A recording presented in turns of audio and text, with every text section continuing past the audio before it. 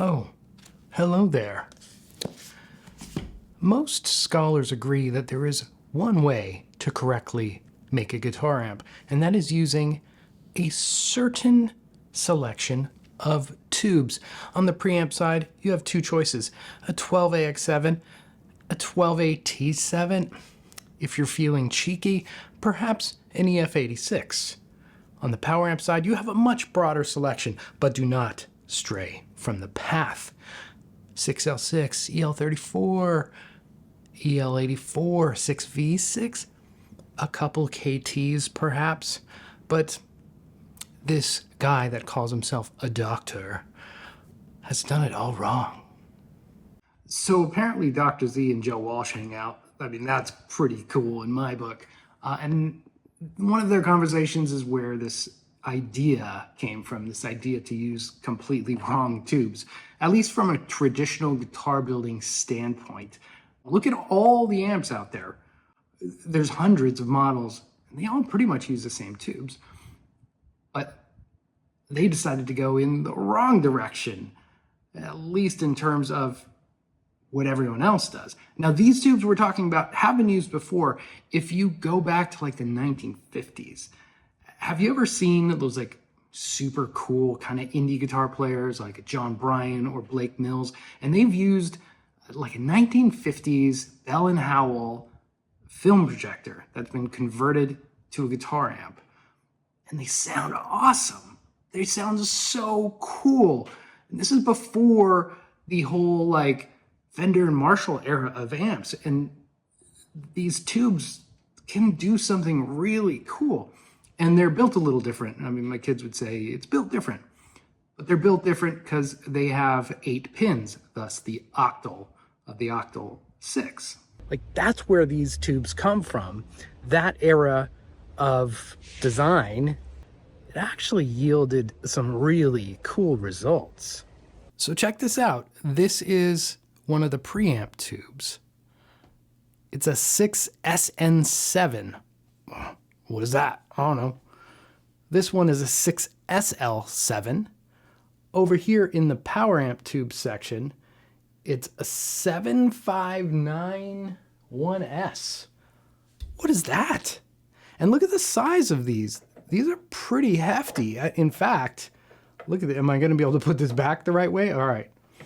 All right. All guitar amp techs, don't be mad at me for not knowing what I'm doing here. Look, these are different too. Rounded top, flat top. Super cool.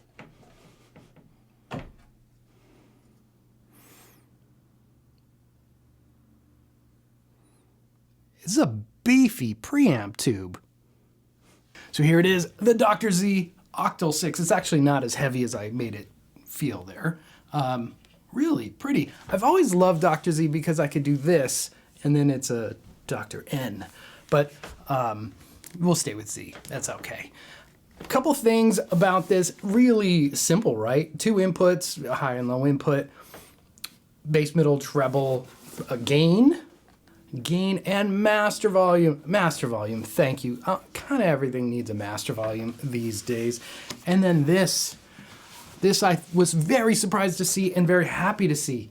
An effects loop. Whoa! That's great. 1 speaker output, 8 ohms. It is what it is, folks. So psyched to see an effects loop on this. So I'll throw a reverb in here and stuff when we're plugging in. So yeah, speaking of which, let's plug in.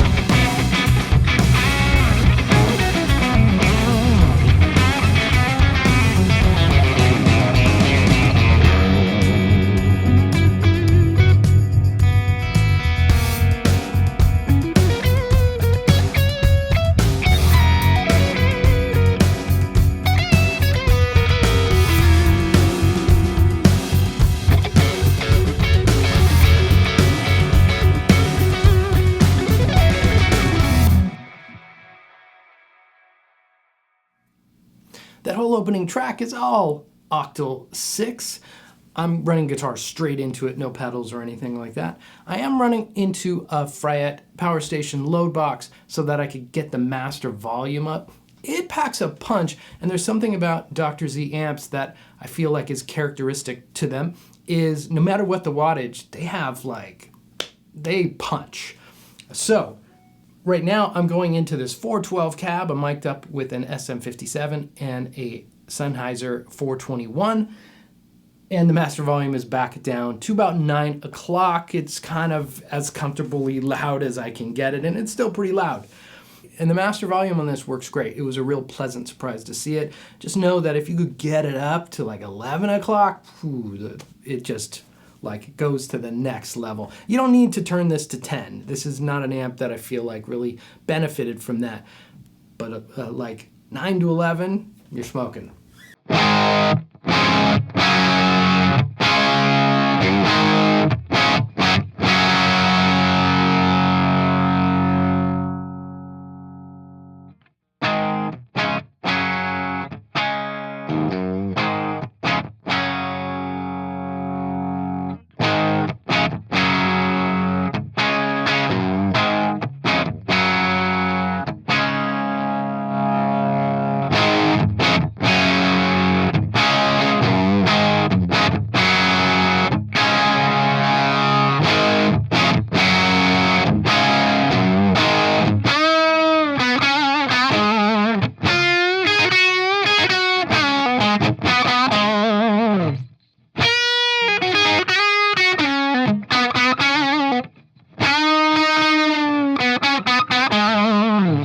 You could get some good gain going, but it does depend on the guitar. I'm using humbuckers here on the Les Paul. That's going to push the amp harder. Something like a Tele or a Strat will not push it quite as hard. But at the same time, you're right on that edge with the amp, so you could use your volume knob for varying degrees of gain.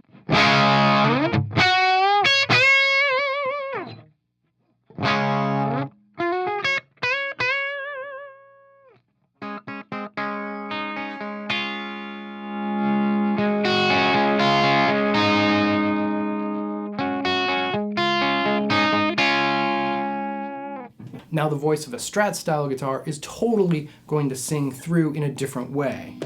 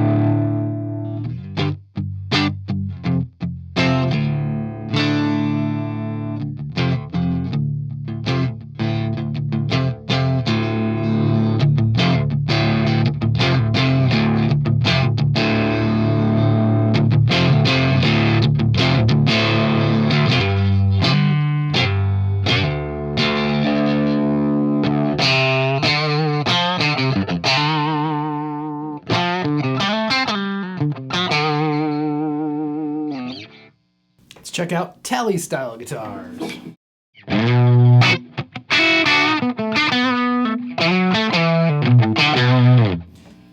I do find on brighter guitars, I want to just eke back on the tone control a little bit, just to shave off that real snappy top end. Not saying I don't like that snappy top end, because on the Les Paul, it really opens it up. So it's just these tiny little balancing acts to just optimize the tone.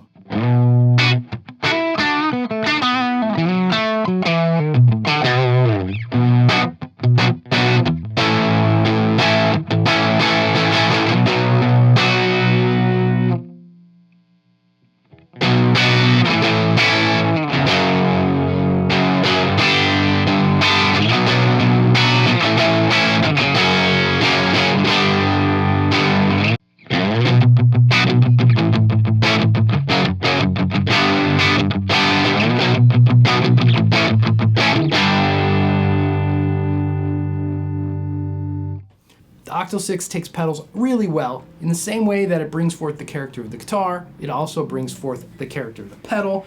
Let me show you, I got a Klon KTR on the floor, so here's without it.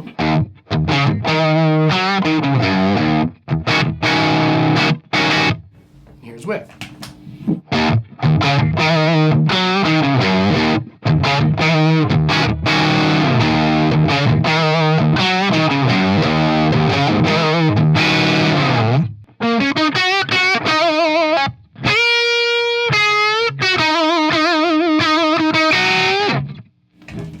Back off. I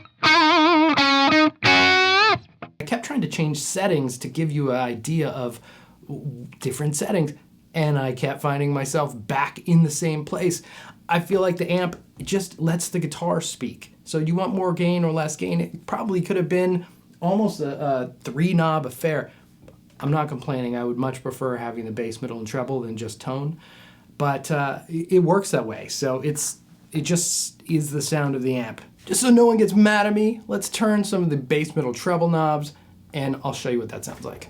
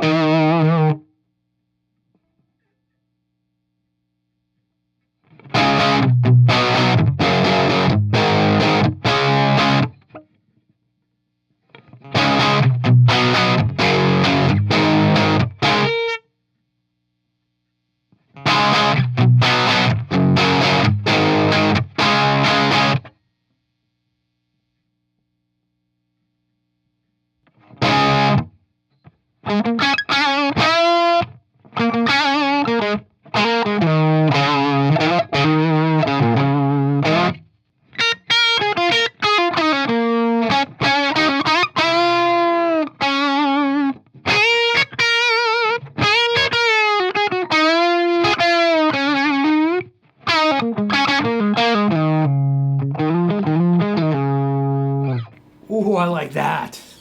Input 2 just drops the volume a little bit.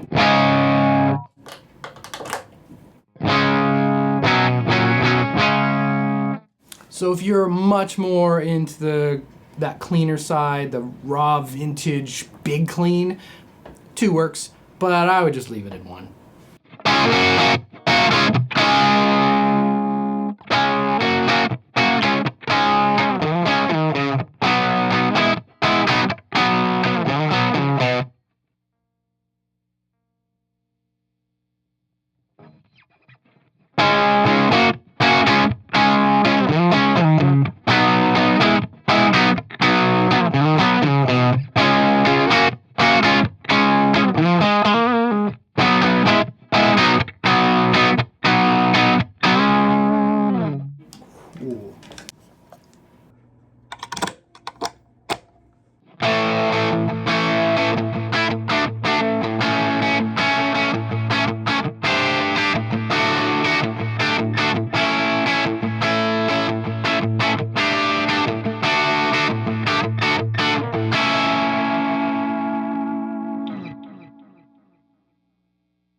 That is the Octal 6 from Dr. Z.